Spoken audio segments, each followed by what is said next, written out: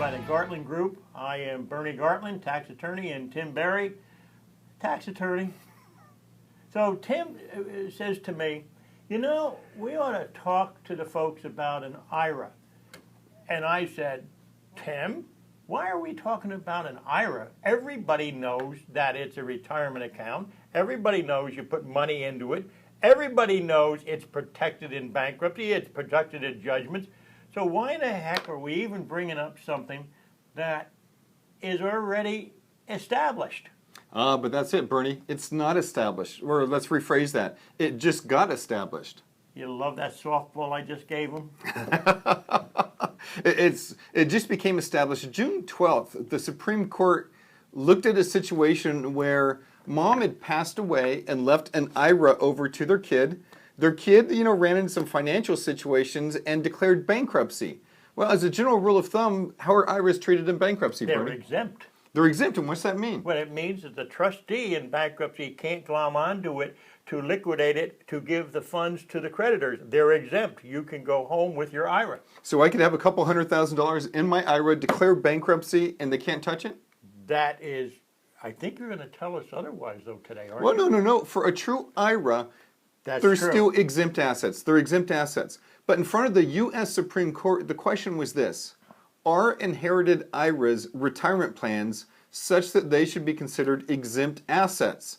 And whenever the gavel banged down, what did our wonderful justices say in a unanimous, by the way, unanimous decision? What did they say? Yeah, this is the United States Supreme Court. And Yeah. what they said is inherited IRAs do not have the protection of exemption.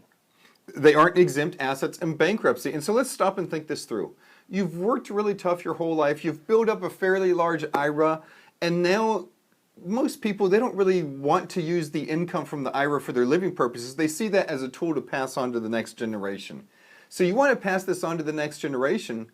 The problem is with this U.S. Supreme Court ruling, whenever that money is passed over to the next generation, it's up for grabs. It's in play. It's no longer exempt.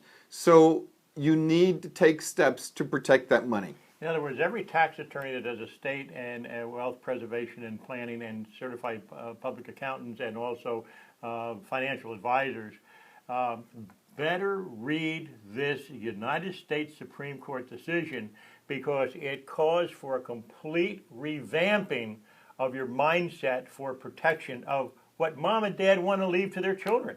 Do you agree with that? Oh, I totally agree. And it comes down to, it can still be done. You can still leave the assets to the next generation with no taxes. You can still stretch it out during the rest of their lifetime, and you can still have asset protection, but you have to take some different steps. And this is really timely, too, because the new tax bill, the highway bill, Bernie, what are they talking about inside the highway bill?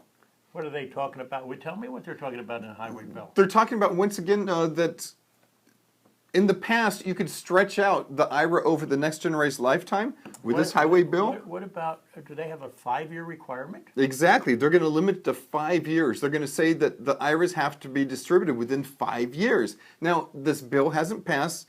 There's a chance that they're going to change that around. But you got to be aware of the new bills and the new laws to be planning for this stuff as well. So, long story short, if you've built up an IRA, you need to take a lot of protections to make sure that's passed on to the people you want it to. Otherwise, it could go to their creditors. So my role in these conversations each week is to feed you softballs. Is that correct? I guess so. That's interesting. And folks, at another time, because of time constraints, Tim is going to go into how to set up the proper remedies, if you will, before something happens, but we just don't have time to do it in this week's podcast, but we will follow up on this, so stay tuned. And good job. Do you have an insight with the United States Supreme Court? Is it, No, just read the opinions, that's all. You just read the opinions. And you mean anybody can read these opinions? Generally speaking. I thought you had a telephone call right into the Supreme Court. Nope, not at all. Folks, this is Bernie Gartland, Tim Berry. It's the IRS Fix, and we'll see you next time. It's a wrap. It's a wrap. Okay.